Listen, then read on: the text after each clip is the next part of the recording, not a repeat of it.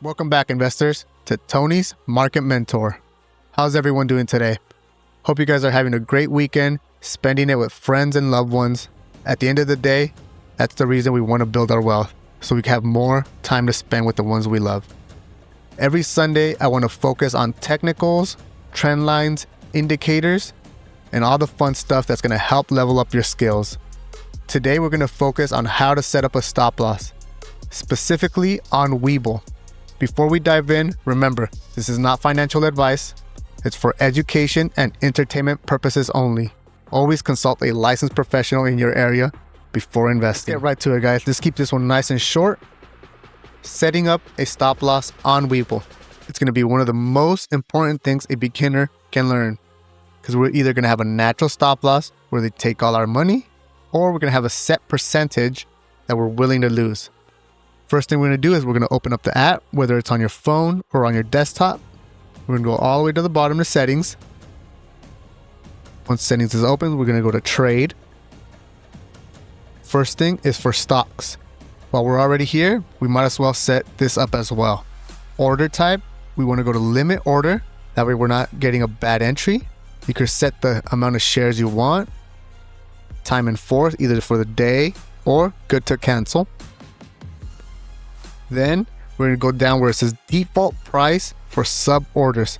This is going to set up a stop loss and a take profit if you want to set a take profit before you purchase the stock. So that means once you set this, every time you buy, say, one share of Nvidia or Tesla, it's going to have a stop loss and a take profit preset. That means you don't even have to worry about it anymore. So we're going to click the box, stop loss, and everybody's risk tolerance is going to be slightly different.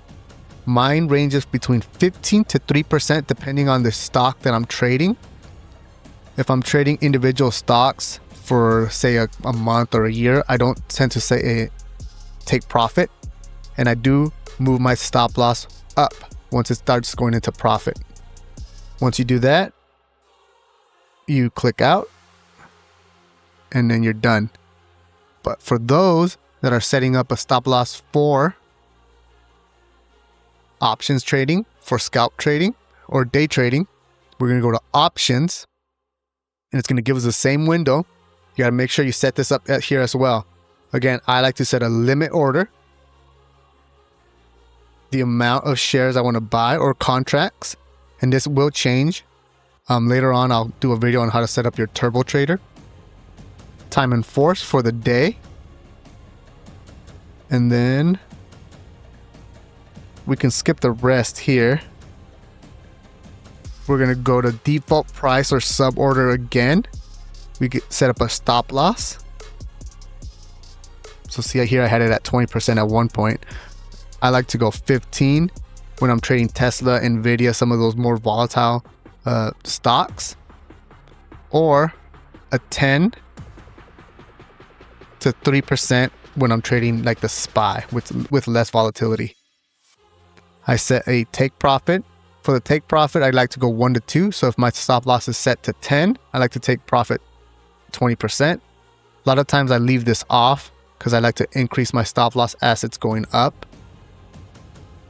Once you have those set, you simply click out. You would preset a stop loss, meaning every time I buy a stock or an option, the stop loss and take profit can already be preset.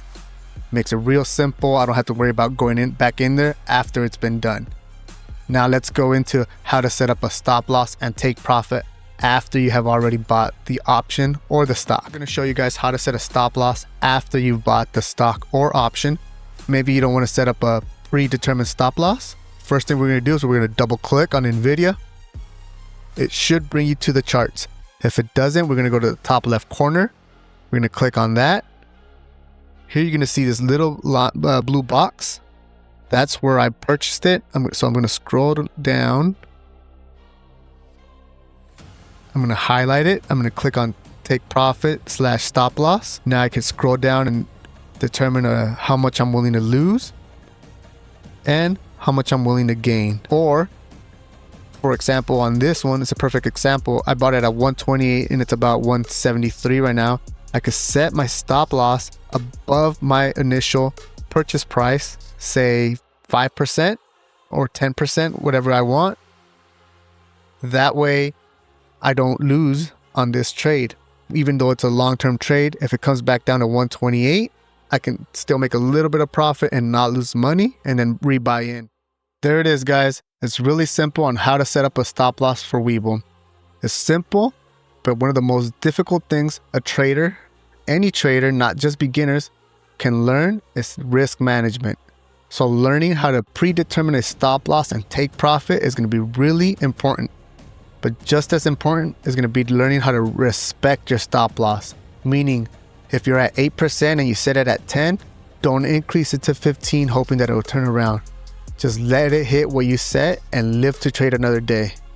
We need to have a strategy on when to enter a trade and when to exit. We don't want to be the last ones in there holding the bag and turn a winning trade into a losing trade.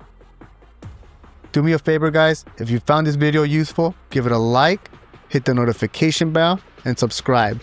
And share it with one person that needs help setting up a stop loss. I'll catch you on the next video. Take care.